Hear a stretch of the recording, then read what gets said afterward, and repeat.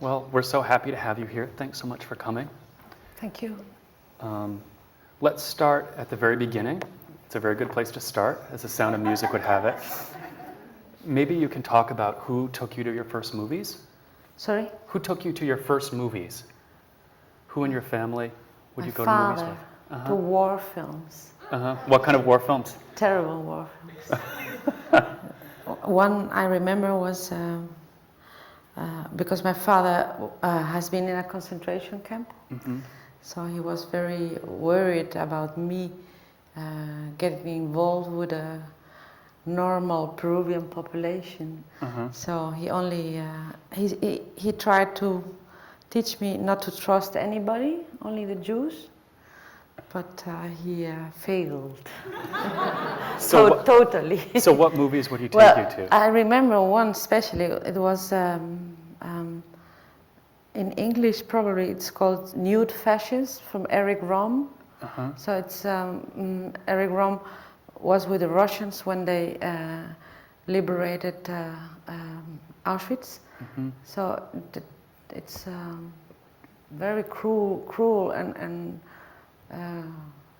very impressive document, but I was 14. What was your impression of these movies when you watched them at 14? I didn't want to watch it. I didn't want to believe that something like this has happened, and especially I didn't want to believe that that was the only thing happening in the world, but that's what so I just was looking like this, and my father was doing like this. What was your family doing in Peru? How had they gotten there in the first place? Well, my mother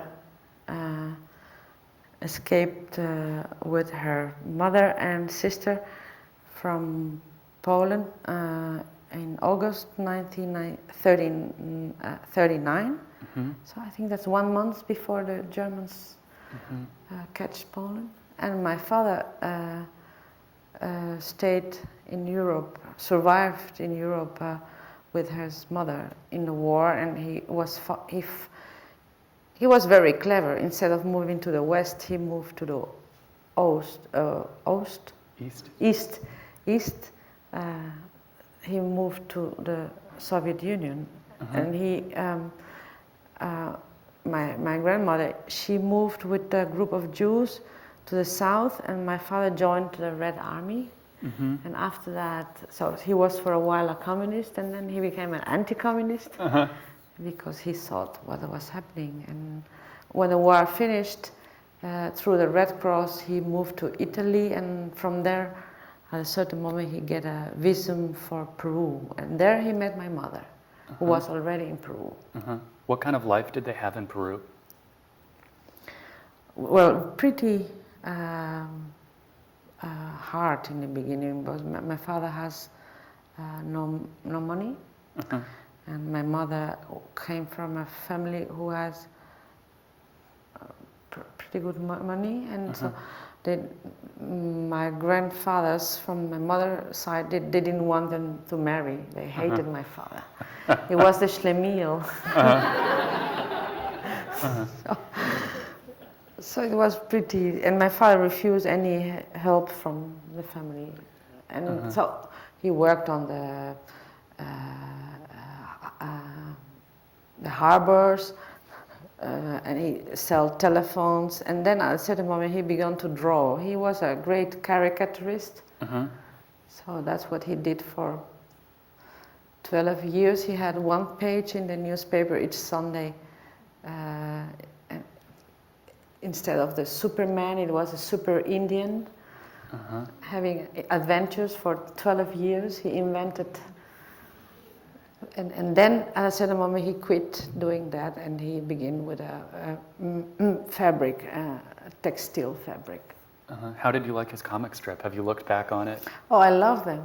I was, that was one of the best memories of my father is his blue jeans full of Chinese ink. He always, instead of cleaning the pencils.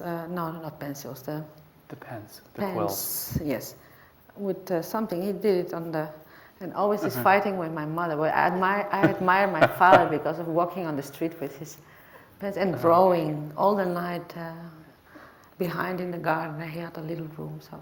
Did you ever try your own comic strips as a kid? Did you try doing your own comics? No. The strange thing is I hated comic strips. But, only the ones of my father I liked. So when you storyboard things now, do you see yourself continuing his tradition at all, or No, you're not a storyboard artist?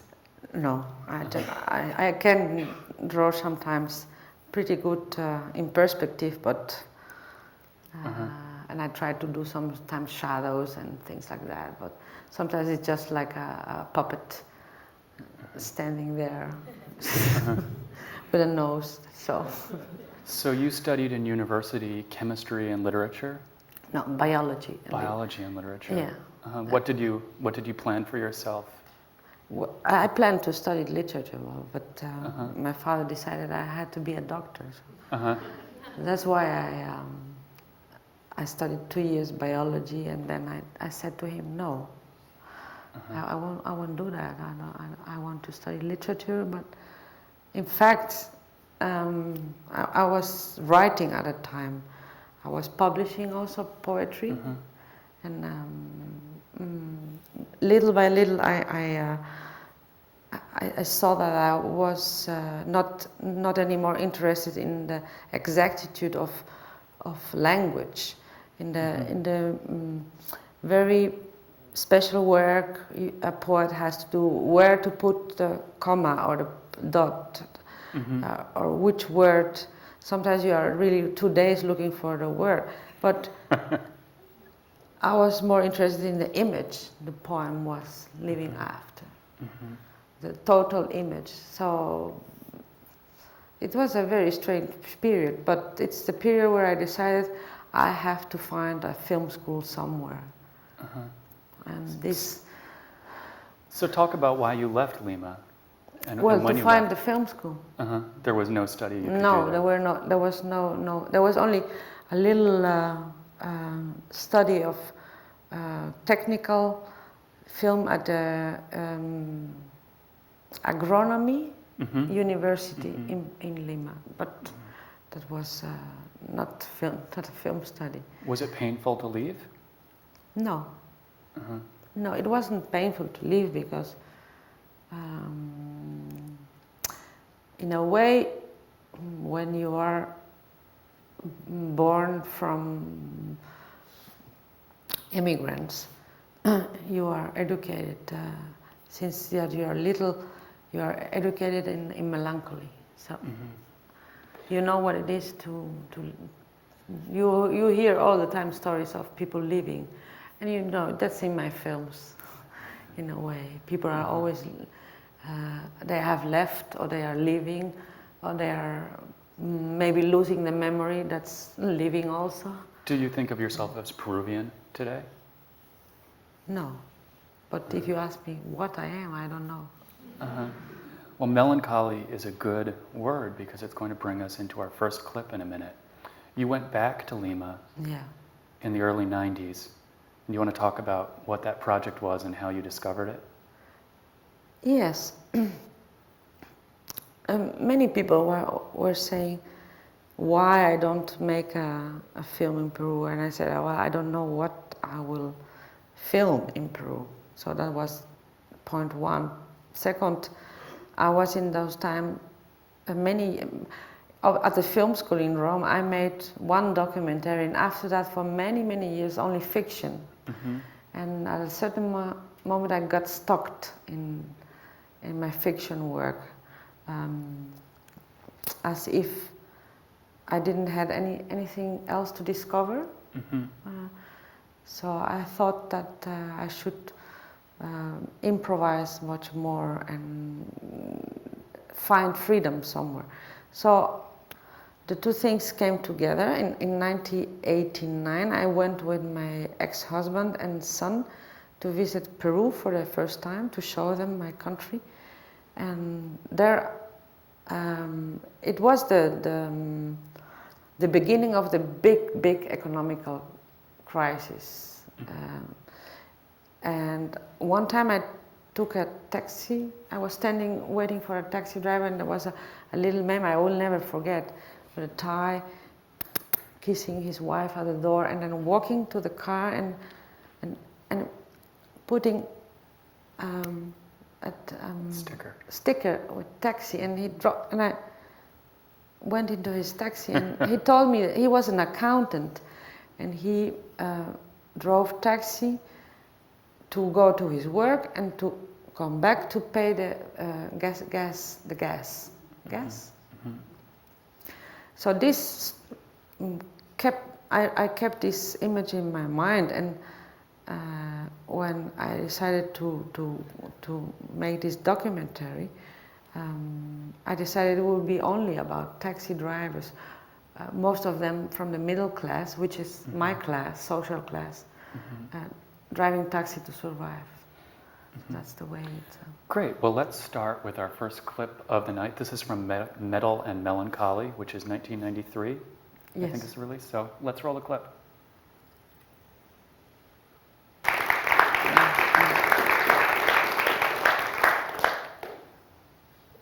So how was the city different when you came back in the early 90s from when you lived there as a child? In 89 when I came back? Well, first I thought that the city hasn't changed at all. It was as if I was so happy, so like if you have taken a drug, that I could walk and follow the path and recognize the streets and find my way, even after being so many years not being there. And then one day, after three days, I went to the center of the city, which was totally full of street straatverkopers. Hoe zeg je dat? I don't Street see sellers. Sellers. I was looking at my translate. Where is she? Oh, there you are. Okay. Now I know who I have to look. Street sellers, and which, when I lived there, they were there, but now it was massive. And you don't look when it's so massive. But at a certain moment, there was a little boy. Maybe he was 5 or 7. You cannot say with little boys who have not eaten, are not good nourished. The only thing he had to sell was one piece of toilet paper. So there was this guy saying, papel higiénico, and I began to cry there, and then I knew that my city was totally changed. Because of this little boy, I saw all these other sellers, and I could see them because of him. So I knew it was changed, and then you begin only to see all the changes. Then I met the taxi driver, and after a while, another taxi driver, also from the middle class. And there was a lot of hysteria around lightning path. The shining path. Shining. Tupac Amaru. Yes, yeah. Sendero, lightning path. And people, you could hear in the city bombings from far away, and people went out in the evenings. So it was a kind of painful. We traveled. Where did you go on all those cab rides? Oh, but that was later. So okay. when I decided to make the film, that was 1992. I went to research in Lima, and I took in 1 month something like 120 cabs. And where did you go? Well, everywhere. I know the city, so I had some spots to stand, sometimes in front of a light, so that I could observe the combination between the taxi driver and the car, because I was interested in the combination. So intuition said sometimes you take this taxi, because there were hundreds of taxis.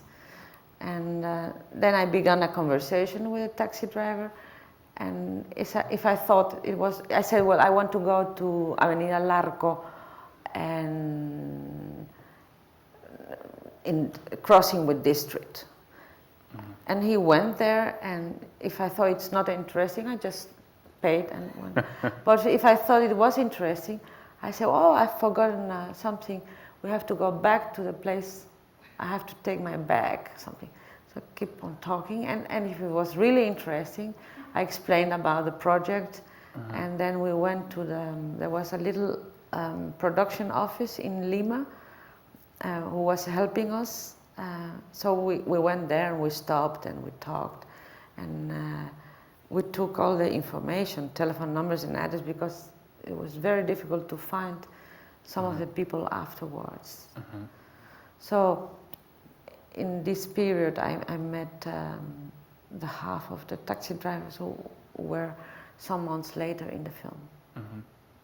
Did you find yourself imagining what your life would have been like if you hadn't left Lima? Oh yes, I would be a taxi driver. You would? Oh yes.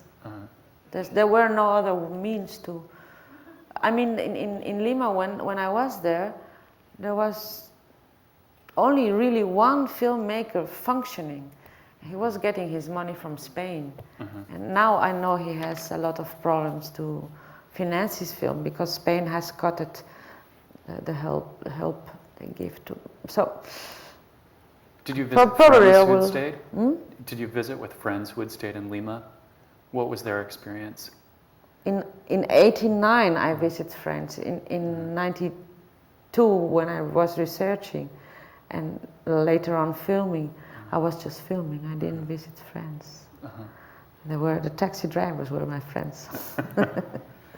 Well, in between making that documentary and leaving Lima, you had a career as a fiction filmmaker. You made a number of shorts, and you were developing your career there. Well, also so too long. Which features. films?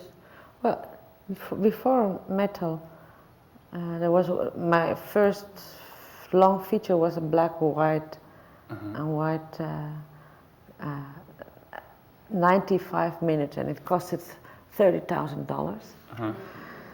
And I filmed it in my own house, and it was a film who had a pretty good success in film houses. And after that, in 1987, 88, I made Mind Shadows. I don't know if it has been already. I think it's next week, next Wednesday. Week, yes. And then two shorts. And after those, no, 3 shorts. Your opinion, please, who will be shown tomorrow before Au revoir, a long feature I made after Metal and Melancholy, and 2 other shorts. Did you have a second job during this time? Did you have your own equivalent of taxi driving to support the making of those movies? No, after, you mean after Metal and Melancholy? Before Metal and Melancholy. Before, when you were making oh those yes, sometimes I was in some commissions who judge who will get the money to make films. Well, everybody did it, and I teached also sometimes to have some extra money. That's it. You'd planned on making the movie Goodbye, which is the next clip we're going to see, for a number of years before you got the money for it, is that? Yeah, I planned to make it before making Metal and Melancholy. How did the movie change over the years that it wasn't being made? If you'd made that film before Metal and Melancholy, would it have been a different picture from the one you made? Oh yes, absolutely. How would it have been different? Stroefer. More rigid? Totally more rigid. Maybe you can talk about the general premise of it, what happens in the movie. Well, in the movie there is a scene between the main character, which is a woman who is in love with a married man, so they have an impossible relationship, and her neighbor, a boy of 15, who is my son playing in the film, ask her, no, she's explaining him about her love story, and she says, well, you know, we met and we fell in love and then we separated, and then we have to come back again, and then we separated, and then we come back again and we separated, we come back again and we separated. So that's the script. And that's why I had so many problems to get the money, because nothing happens. Well, let's allow. But a lot happens. But let's allow the audience to be the judge of that, and we'll show another clip.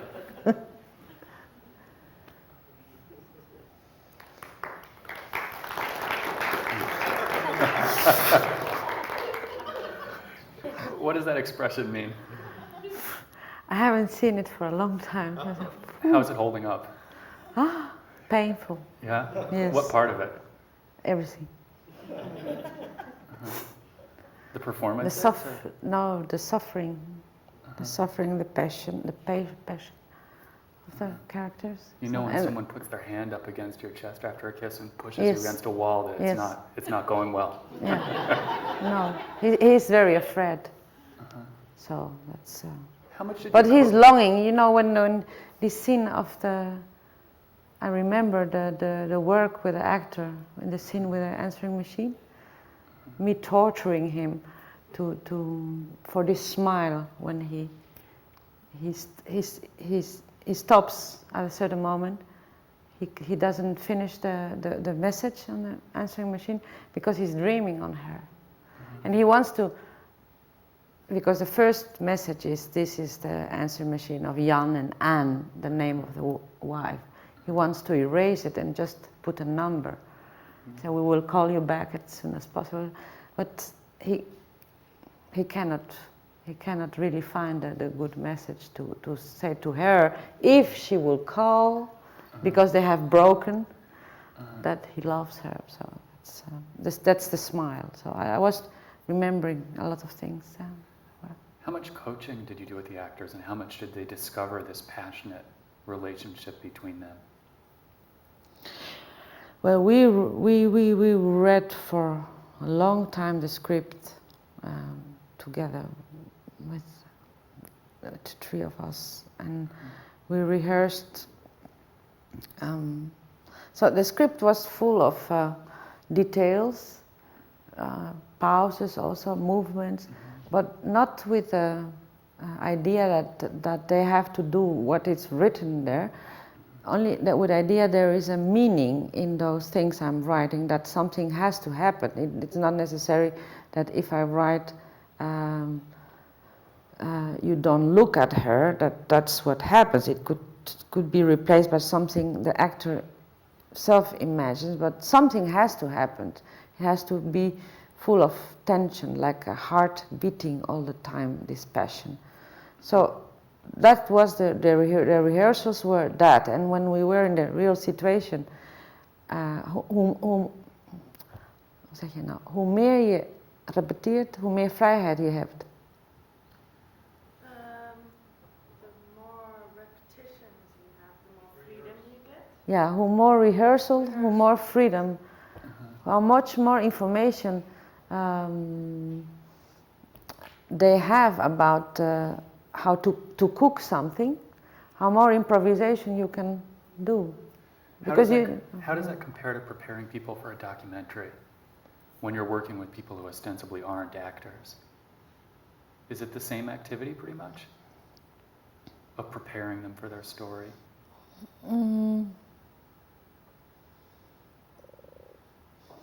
Yes and no. Yes, because you give them, in a way, information about what you are looking for. So you are speaking with a taxi driver.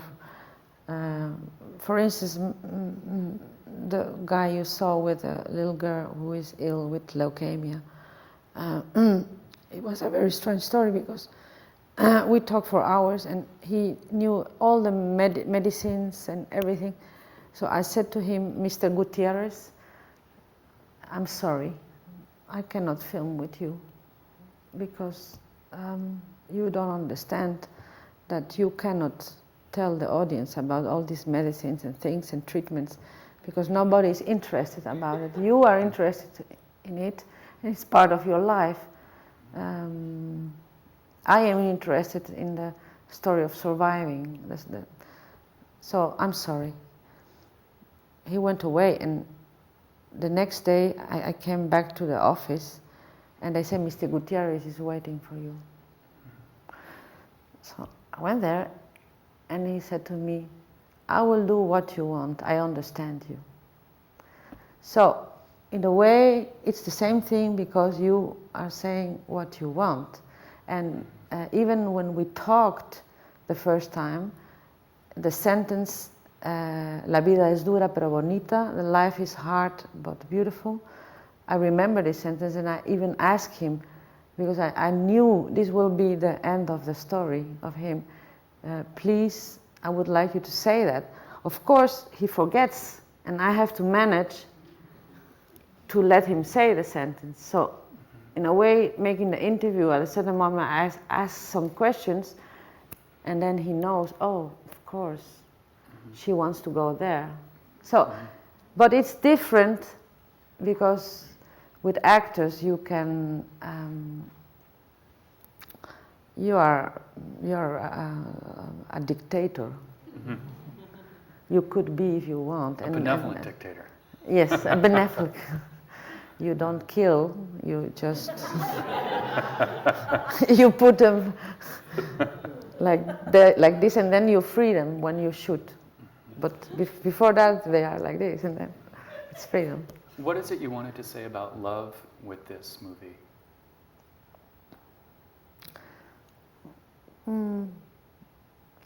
That even if it's so painful, it's worthwhile, the suffering.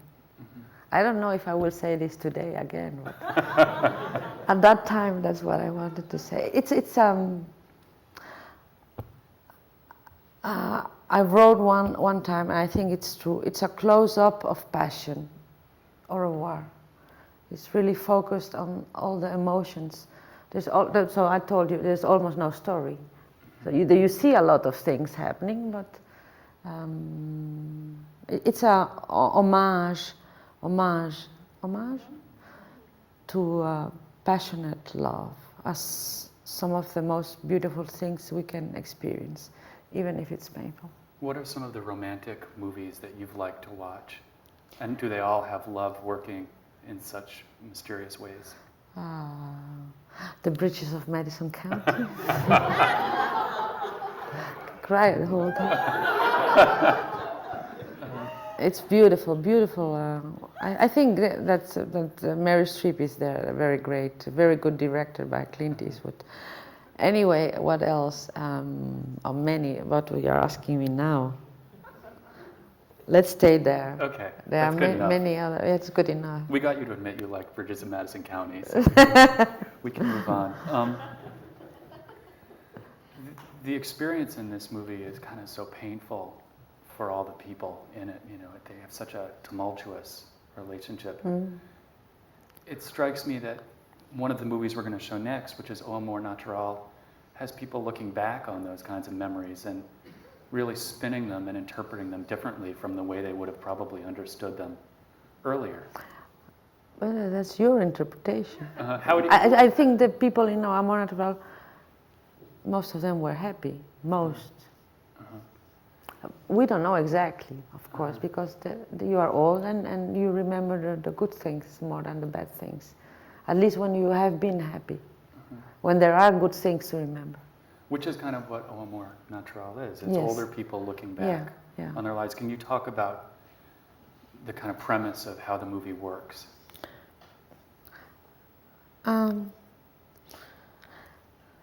There was a long time I wanted to make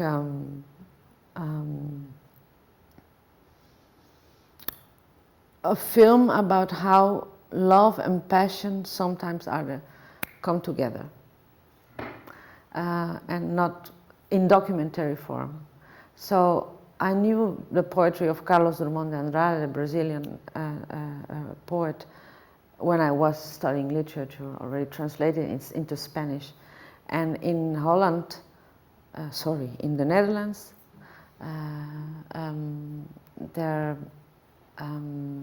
there is a great translator of Portuguese literature. He has translated Pessoa, Carlos Drummond, great writers. And he translated very quickly after it appeared in Brazil, O Amor Natural, the erotic poetry. And I read this, and I think I said 3 words to my producer, and he said, "You will make this film." And I just, for me, it was very simple. Old people, because Carlos Drummond wrote his erotical poetry between, he was 60 years old and when he died, or 70 years, 60, I think 60 or 70, and when he died, he was 87 when he died. It's very mature and dared poetry. You don't have to lose anything more. So as a man, you talk totally openly about what you love in love. And it touched me as a woman. Strangely enough, his poetry was so strong and so beautiful that I could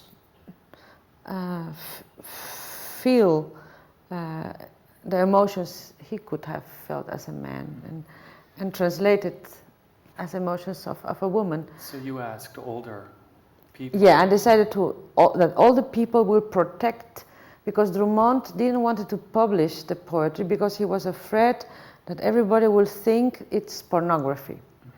So old people will protect Drummond from that, because they will have respect and will talk about the memories. So that's why I decided to do that. What made you think that the older people in this movie would feel so comfortable talking about sexuality in really explicit terms? Well, it's not that I thought.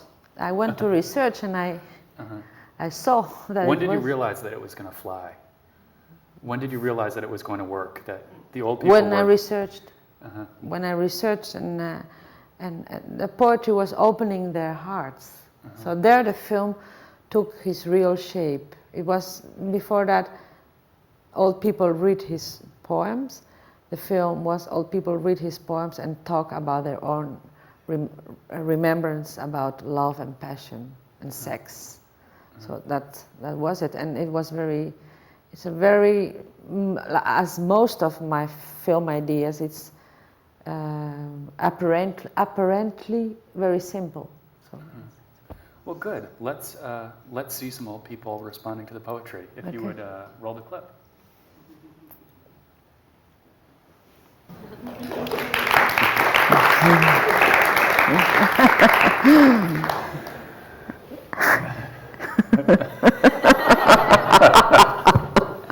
So where did you find those women? One in the street, and then she told me the story of the rock and the big moment of her life. And then she had to bring a friend to the beach. The friend kind of took over your job for you there. Yes, exactly. That's exactly what I wanted. And she did it very well. What was the most surprising response you got to the poetry?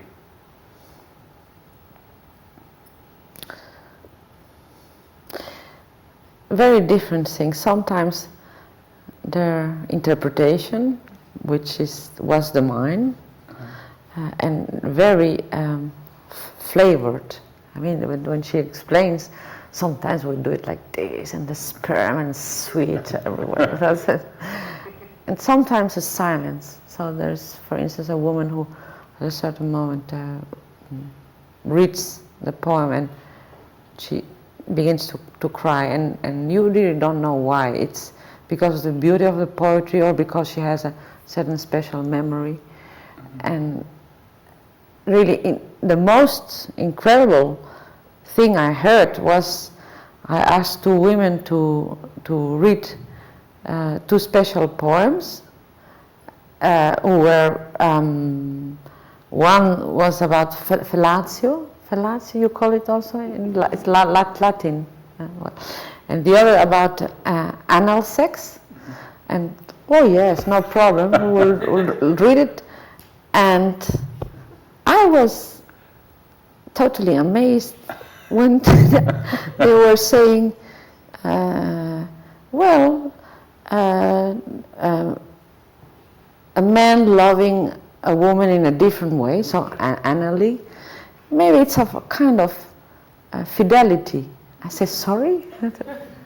Well, yes, because you love a woman in different ways, so you can imagine it. There are two women.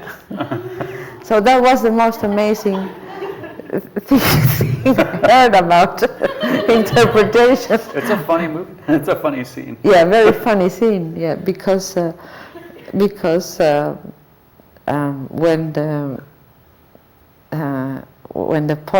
she reads the poem, the woman reads the poem, and the other says, "What a funny guy, Carlos Drummond," about anal sex. You know. So how would that movie have gone if you'd shot it in Amsterdam? No, No shooting. What would have happened? No, there is no poet as Carlos Drummond, which is a personality in Brazil. He was very respected since the 20s. He was one of the innovators of the Brazilian poetry, and he has also a column in Jornal do Brasil, a big paper there, where he wrote about football, politics, poetry. He always rejected all prizes of the Academy. He was against the regime. He was loved. Not that everybody knew all his poetry, but the main poems of them were known. One of them was everybody knew it from school. So there is first not such a poet who opens the hearts of people, and secondly, the people will never talk in this openly way about sex and love. So you think there's something distinctly Brazilian about their openness? Absolutely, yeah. Yeah, South American, Brazilian, the Brazilians are much more, Africa is more present there, so they are more open, more physical. And the Peruvians have this, the killing of Catholicism, so. And the Spaniards came there, and this movie has a really kind of clever kernel at the center of it, which is that you're going to give these people the poetry, and then they're going to respond to it. Yeah. Metal and Melancholy revolves around cab drivers. Are there a lot of ideas that you come up with that just seem too far-fetched, or that you try are far-fetched not means? doable? Not possible? Like, do you come up with ideas like that? Do you have a list of 10 ideas that haven't gotten made yet, or you thought, yeah, maybe that one really wouldn't work out? No, it's. I told this in the interview with your colleague from City Pages, or with the other interview. I don't know which one. There were 2 or 3, and you have first an idea, and then it becomes a film idea. So if we took O Amor Natural, so the idea is I want to make a film about how sex and love become sometimes one, and the memories about it, how strong they are and how important in your life. And then the film idea is to do it around poetry, and to not allow it never to be a literary film. It's a film about life. It's based on literature. So then it becomes then you think, oh my God, I have a good idea for a film. You're very happy. So first you have the idea. I can have each day 3 ideas. You can ask Esther, working with me sometimes. We can have in one evening together, because she has also a lot of fantasy. Together we can have 4 ideas for a film. What are some of the ideas that are on the back burner right now, still coming into development? That may be in between the idea and the film idea. Yes, one is in New York, so we are going after here. We're going to research in New York. It's already a film idea. Uh-huh. It was an idea, Cuban music in a special place, very special Cuban music in a special place in New Jersey, where a lot of people who fled from Cuba in the big years of repression tried to conserve this traditional music, who was forbidden by Castro. That's the rumba. The rumba was forbidden. It was the most popular. But now has taken his form, and we call it surviving on the dance floor. Another time the theme of surviving. So the place called Havana Corner will be at the center of the movie. You know, most of my films have frontiers, like The Cab, or the book, or only the emotions of passion. So now, why do you think that is? Why? Because it's much better when it's you have a reduced area. You can go. You can jump inside. If it's so big, you lose yourself in thousands of things which are not essential. And yet you usually pick to work with, 20 or 30 different characters in a film instead of just one. Yeah. Maybe the day comes when I find one who is so interesting as 20. It's most of the, This next movie we're going to see a clip from is also a musical movie. This is Crazy. Crazy is one of the tougher movies. Yes, it's very tough. It's about Dutch peacekeepers from wars starting from Korea, going through Bosnia. Srebrenica, And you asked them to talk about a piece of music that was important to them while they were there. Yeah, and to listen to it. Uh-huh. Yeah. When did you think of actually having them listen to the music on screen? Was that the first idea that came to you? Oh, yes. Or did you do a handful of interviews and then thought, let's No. The idea was music as the only way of the most important way to survive. Music and war have been always connected with each other. I mean, in Vietnam, your country sent big orchestras and women to sing there and making podia. And it all has been replaced by the tape recorder or the CD player. So you bring your own music like this, and then most of the people have one piece or two which are very important. In a way, they protect them from the horrors of war. So researching, the main task of Esther was to find people, soldiers with interesting stories and a piece of music which was very important. Mm-hmm. Well, that was the idea of the. It was immediately a film idea. There was no idea, and then. Was it hard to sell people on this idea when you told people, Peacekeepers plus music, this is going to be the movie that people want to see? Oh yes. The only thing they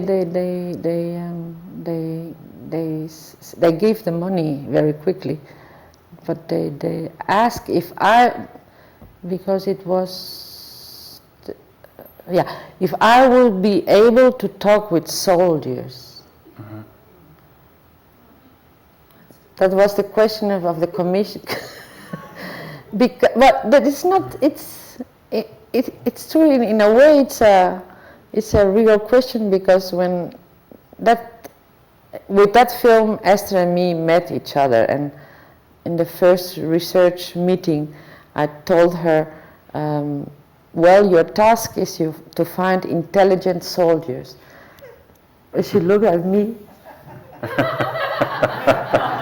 Do they exist? And I said, I don't know, I hope so. And what did you find out? Well, she found she found the intelligent soldiers, so she did a very good, amazing work. But sometimes we find good stories, but there was no music, so the film was, the person needed to have a piece of music who was important when he was in Rwanda or Cambodia or Lebanon. Did the movie change your mind about the people who were in the military, yes, or yes, what the military is? Yes. In what ways? I began to admire them, and not all of them, because I know of in Srebrenica the Dutch were there, and the guy who is in the film, the Dutch battalion has been criticized because they haven't done nothing, but they couldn't do nothing, and the guy who is in the film speaks for all of them. But I know that some of them were very cruel also. But besides of this, I had a big respect about a kind of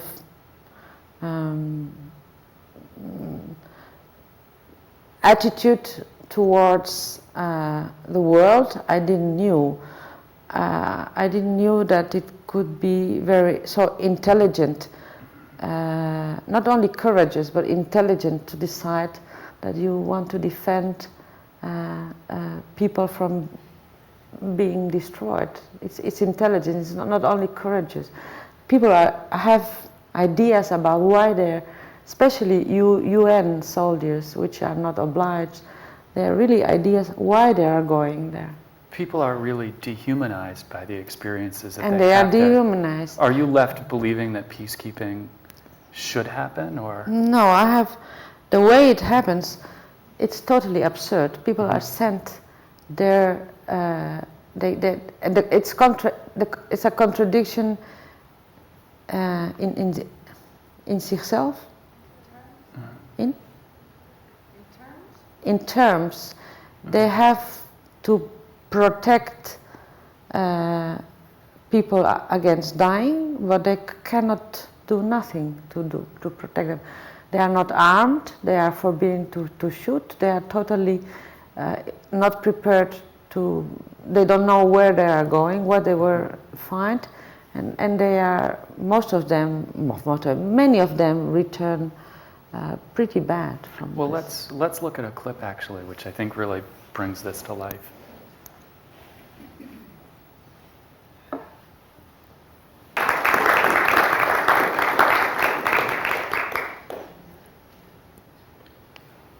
So what were you thinking or experiencing while you were watching her tell that story, while you were filming it?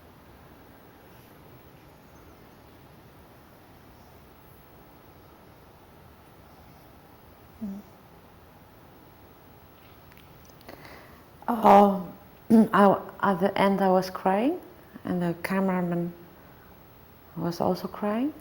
At a certain moment, all his lens was, he made a strange movement to one picture on the wall of her hanging, because he couldn't see anything more. So.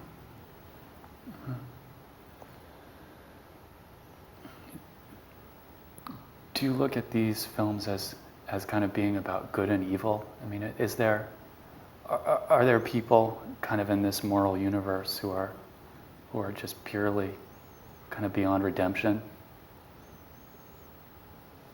No, I don't think that. Well, with some exceptions, like Hitler and Milosevic and some guys here in the States.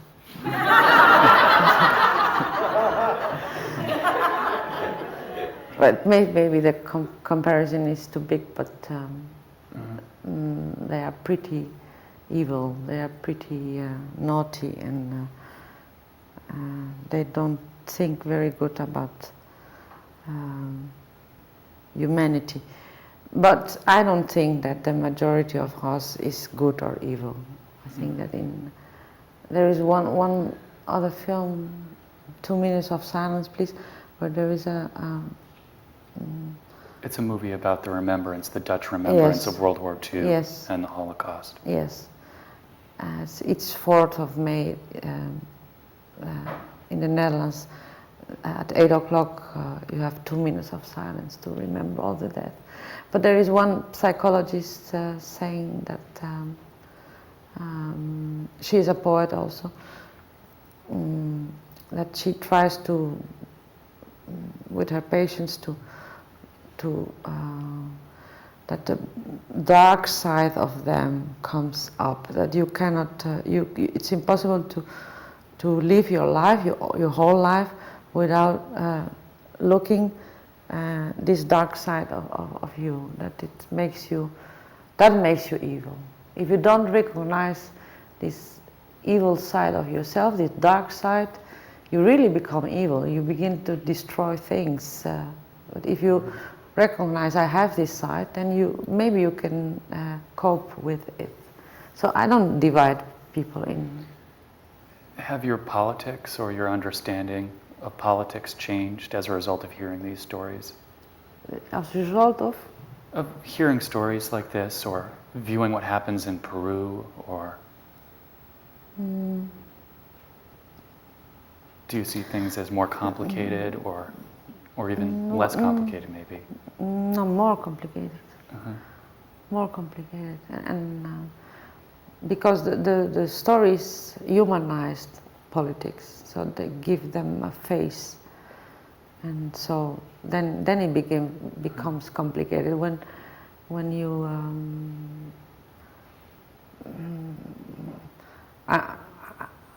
I'm never interested in amounts or statistics in my films. They don't tell nothing. It's interesting. You never have experts in your movies. You don't identify who the people are speaking on the screen. Why is that? Because I'm not interested in it. And because I think we were talking today with Emily, I don't know someone. I think today we were talking with that in those last years, she asked me if I had some documentary makers I like very much, and I mentioned Raymond Depardon, who is able to make close-ups of a whole terrible situation. He is able to speak about the thousands and thousands of refugees flighting from Rwanda, showing one close-up of a woman with a child. If we don't, documentary makers, filmmakers, humanize, personalize suffering, it's impossible. People don't want to look anymore at television to these images of images of hundreds of Rwandese children and women and half destroyed, injured, sorry, and they don't want to hear any more stories about Srebrenica and all the suffering there. So you have to find a way to tell the stories in another way. So you have to personalize them. Could you tell how you tried to do that in the last film we're going to be showing, which is Good Husband, Dear Son, which is about a massacre right outside of Sarajevo? Well, in this film, in this town where I filmed in 1992, the Serbs killed 80% of all the men. This is told in 2 minutes in the beginning of the film by one of the survivors who was really tortured and suffered. He tells a terrible story of being pulled aside and tortured and, yeah, and very isolated cool, in. very cool, very. He's not crying. He's He sitting sits with up on his wife yeah. in a very beautiful landscape, and the film begins with once upon a time there was a beautiful country called. So that's. And his story ends with him and a bunch of men being attacked with hand grenades in a bus Yes, where they've at the been beginning, sent to yeah, die. Yeah, and then we moved from that story, and we've talked with the widows and one of the fathers who survived the massacre and whose 2 sons died there. And I tried through remaining objects and the little remaining photographs, because the whole town was burned out, to turn those deaths alive, to personalize them, to show what's the most terrible thing. The most terrible thing a war does is not how you say in English, in Dutch even. It's not contained in the numbers. So many were killed, 100,000 were. These are abstract things. The catastrophe is, for instance, seeing that a whole town has lost all the craftsmen, that people who were in love were separated forever, that children who love to play football and love music cannot hear it anymore. So the film is about that. And even if it's a very sad film, most of the people who see it don't go out like this. Sometimes even you laugh. The last scene of the film, it's a man in a Muslim graveyard, and he knows everybody. He's the guy who got the guide of the film. He knows everybody in the town. He knows all the deaths, and he was before the war he was singing for all this. He was a good singer, and in the beginning of the film he says he doesn't sing anymore after his children were killed, and he goes from grave to grave. They are all the same, white. Most of them are all the same, and the way he describes the people is amazing.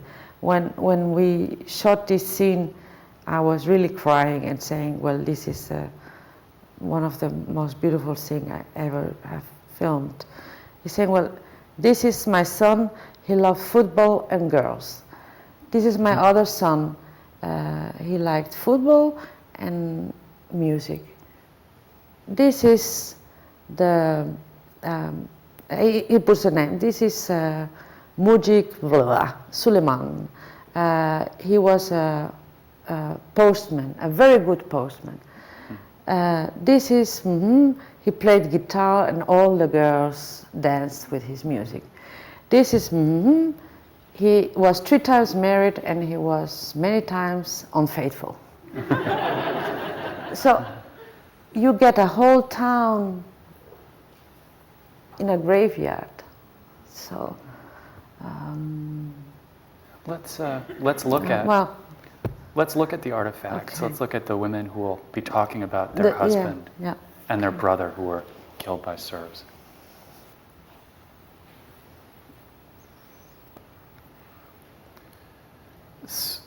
You have a son who I think is 20, in his early 20s? 23. Did you find yourself thinking of what object you would keep of his as you were listening to these women tell their stories about what survived? No, because I think I would live for a long time. So I don't think about many times about dying. I try to avoid the idea. Did you come across anything that was hopeful that these women had to say to you? You had mentioned that they just grieved nonstop, but what What about your experience in interviews with them suggested that maybe they were kind of moving forward, or? Yes, they they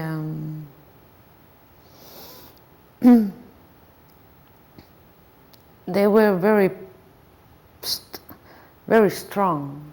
You know, they have lost everything, husbands, sons, houses, and they came there to rebuild their lives.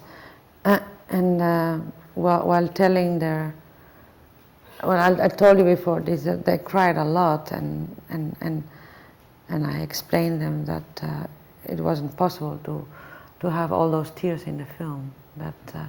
That wasn't the way to put alive their sons and men. So the stories had to be also not only about the killing of them, but when they were alive, something special about them they remembered. And they were happy telling these stories also. And of course there is space in the film for the tragedy, for the pain, but there is also you know, that they are also laughing when they are telling about the apple, and at a moment there is a switch, and when they say, well, each time I see somebody eating an apple, and then you see her picking a tear, and then laughing about it's Russian, it's idiot to study the English, but what do you do with Russian? So it's there's a balance between the painful memory and the memory who is beautiful, and even the beautiful memory who is painful. So there are other cases where it's maybe stronger to see it, but this is a very beautiful scene. Well, before keeping you here any longer becomes painful, let's open up the floor for some questions from the audience. Maybe we can have, some light. See people. Okay. If you could just wait a moment until we get a mic in front of you before you start.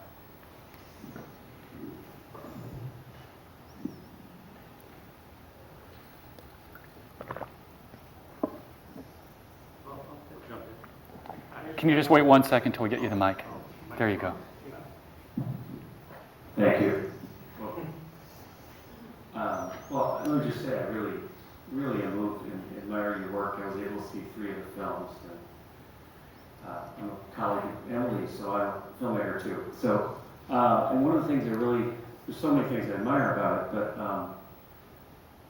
watching here in America, where everything is cut so quickly, I love your patience and your use of the long take, and you allow people to express themselves in their own time, in their own rhythm. And I'm wondering if you could talk a little bit about that and how you use duration and time. And as you said, it's apparently simple, but there's a lot in that. And particularly given the expectations of audiences who want things to move quickly.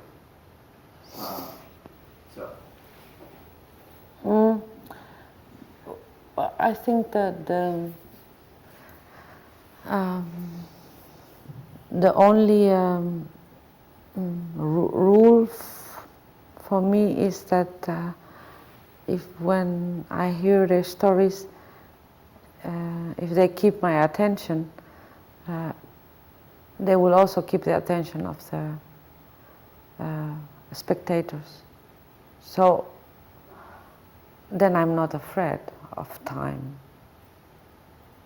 Because as a filmmaker, you don't have to mispraise your audience.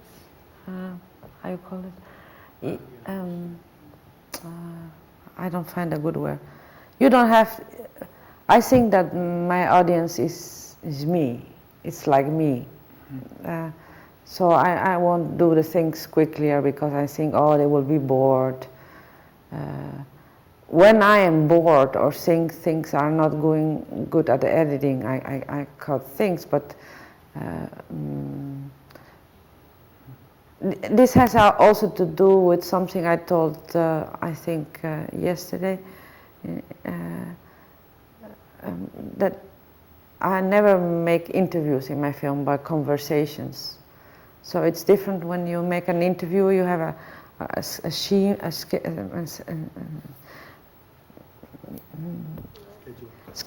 schedule. I lost myself in conversations, and conversations are if they are interesting, they are never boring. So why to cut them? I mean, you cut them when, of course, there is a sense of rhythm and structure in a film, which at a certain moment dictates the rules of the film. When you are editing, at a certain moment, the film itself is telling you what to do. So then you have to say goodbye to people you like, and you have to say goodbye to pieces of conversation or film who are very important. But the film is already becoming mature, so you cannot let it rotten. Do we have another question?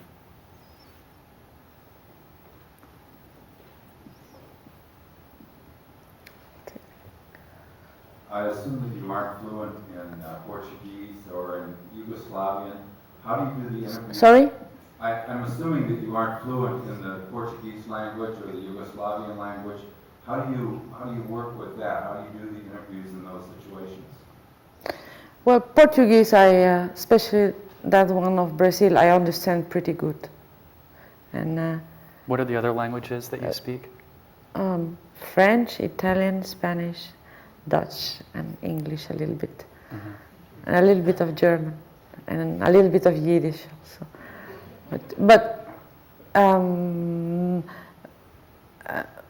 So in Brazil, I spoke a kind of, they call it Portuñol, so it's Portuguese and Espanol, so it's Portuñol. And sometimes I speak in Spanish, and they could follow, some of the people could follow me perfectly, and most of them I could understand. And with Serbo-Croat, I speak 4 words, but I had a instant translator, so I was hearing all the time what they were saying, and I was asking in Dutch. Sometimes I didn't ask anything. Sometimes a lot of things. So, and in the film I cut. That's one of the few films where I cut a lot of my questions, just to not having this because the stories are very emotional, not to have this translation going on and on from one side to the other. I kept it for important moments. Then you hear me asking in Dutch and the person translating, so you understand that I don't speak Serbo-Croat. Maybe 1 or 2 more questions.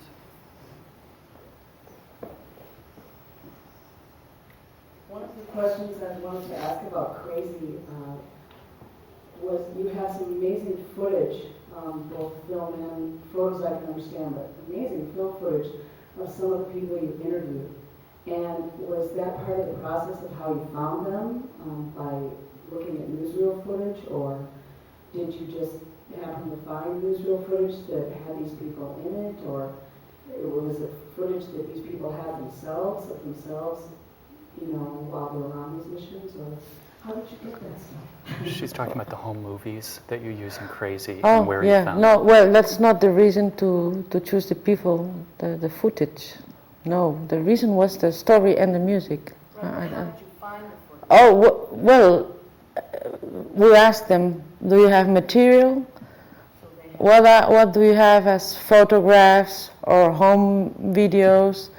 And the only footage who is not, probably the only one I think, who is not from the soldier himself, but of somebody of his battalion, is the footage of the refugees of Srebrenica coming to the fabric halls. That's somebody who filmed it, who was in the battalion. So that footage we knew at a certain moment, Esther found out that somebody had this material, which was amazing because the BBC had used this footage in another film and in another way. Of course, much shorter shots than my short shots, but the Dutch television hadn't used it yet. So, and the soldiers say, all this footage, you can use it freely. It's for everybody. Maybe one last question? Or do we have a couple of questions more? We'll take two more. What writers and what other filmmakers have been the most important to you? Sorry? What other filmmakers have been important to you? And writers. And writers, I'm sorry. Writers. Oh, those questions always. Do you want to go back to your favorite romantic movies? No. Casablanca. No, I'm sorry, go ahead. Well, Jean Rouge, a documentary maker, Jean Rouge, Johan van der Keuken, Raymond Depadon, Chris Marker, Flaherty. And what about literature? Literature. Flaubert, because I studied in a French school, so Flaubert, Apollinaire,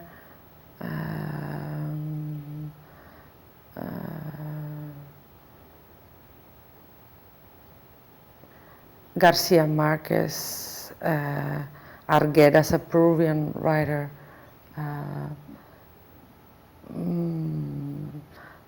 Emily Dickinson was very important for me when I was studying poetry.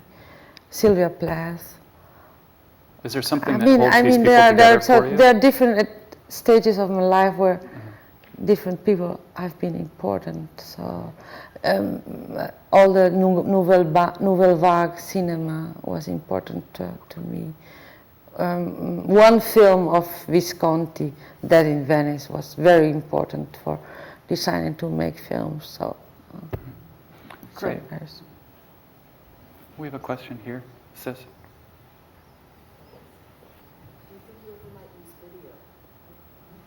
Sorry? Do you think you ever might use video? Oh yes, why not? I used it already in the underground. With underground orchestra, the whole beginning of the film is video. But it seems the majority of the underground orchestra was film. Is that So I cannot understand you. But the majority of the underground orchestra was film. It was Super 16, blow up to 35.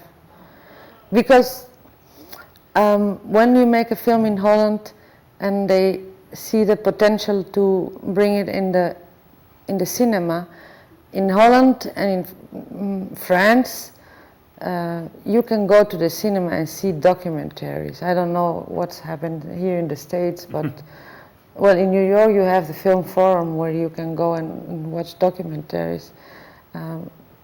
There is a tradition to go. So many of my films have been in the theater and done pretty well. For instance, Underground Orchestra was 48 weeks in Amsterdam in a, well, not a big cinema, but for a documentary it was. So then you shoot on Super 16 and you blow it up to 35. But when you work for the television and with a length of 50 minutes or 60, those are the lengths here. Probably also you have this, like Good Husband, Dear Son was made for the television.